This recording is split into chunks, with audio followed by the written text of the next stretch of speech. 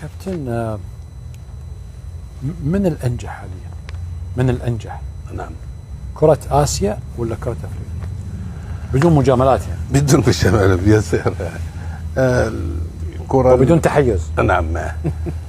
الكرة الآسيوية راهي تتحسن بارابور للفرق الافريق دي نور كما يقولوا بالجزائر المغرب تونس ولكن هذه البلدان هذوما الجزائر المغرب تونس هذو بلدان عندهم تجربه كبيره في كره القدم مده سنوات وسنوات. اللاعبين دائما يكونوا جدد ولكن ما ننساوش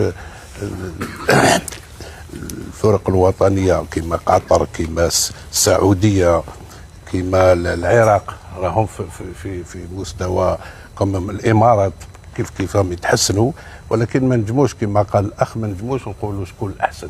هو صح